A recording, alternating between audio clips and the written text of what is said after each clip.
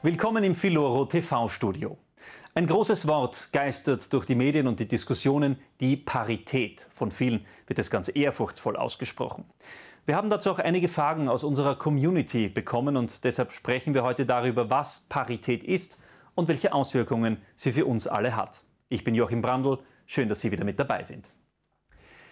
Wenn Sie Parität auf Wikipedia eingeben, erhalten Sie dort eine ganz trockene Begriffserklärung, dass es in der Medizin, der Mathematik und in vielen weiteren Fachrichtungen vorkommt und dass es vom lateinischen paritas kommt, das mit Gleichheit übersetzt wird.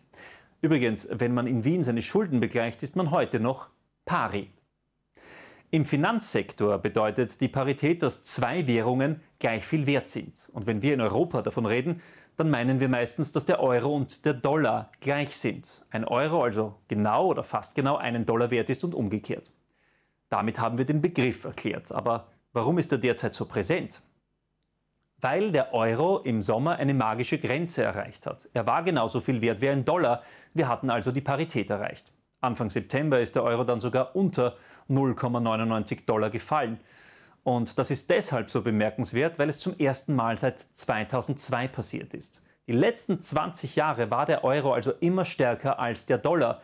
Noch im Sommer des Vorjahres war ein Dollar 1,20 Euro wert. Der Euro hat also einen regelrechten Absturz hingelegt. Jetzt sind Kursschwankungen ja nichts Neues. Es könnte doch an sich egal sein, ob der Euro knapp über oder knapp unter einem Dollar steht. Das ist es aber nicht. Die Menschen und Anleger und Investoren im Speziellen lieben Kennzahlen und Meilensteine.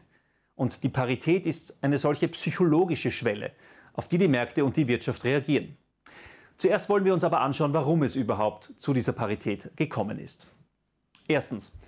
Die Volkswirtschaften des Euroraums sind von den aktuellen Krisen viel stärker betroffen als die USA. Vom Krieg in der Ukraine, weil die wirtschaftlichen Beziehungen zu Russland viel enger sind, und von den hohen Preisen für Brennstoffe, weil die EU kein ernstzunehmender Produzent von Öl oder Gas ist. Zweitens. Die US-Notenbank hat die Leitzinsen heuer stärker und schneller erhöht als die Europäische Zentralbank. Dadurch steigen die Zinsen in den USA stark an und die Anleger setzen verstärkt auf den Dollar, weil sie sich höhere Gewinne versprechen.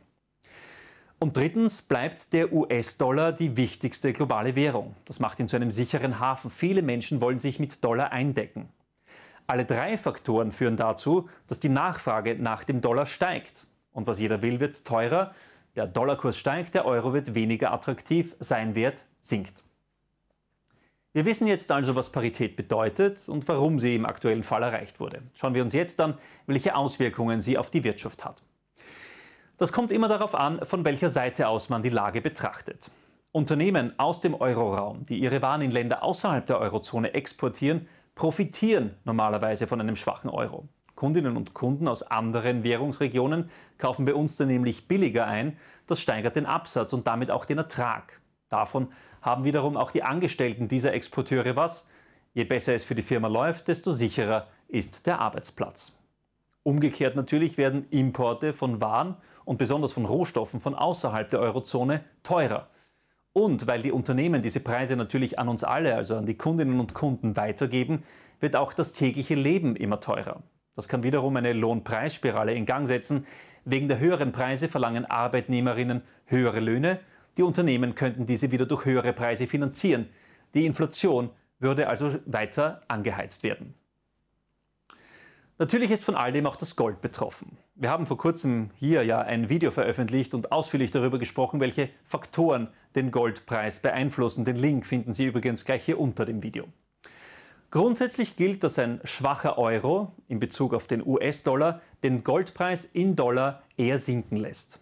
Wenn dann der Goldpreis in Dollar weniger stark fällt als der Euro gegen den Dollar, dann lässt das den Goldpreis in Euro de facto steigen. Und genau das sehen wir jetzt. Wenn man sich den Goldpreis im Jahresvergleich anschaut, sieht man einen Anstieg von insgesamt 13%.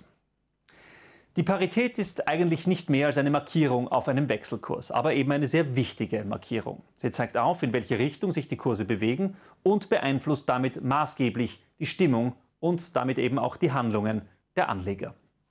Das war's für heute. Danke fürs Zuschauen.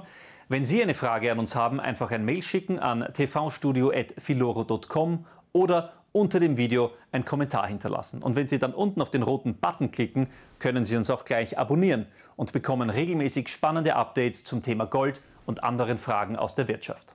Ich bin Joachim Brandl, bis bald.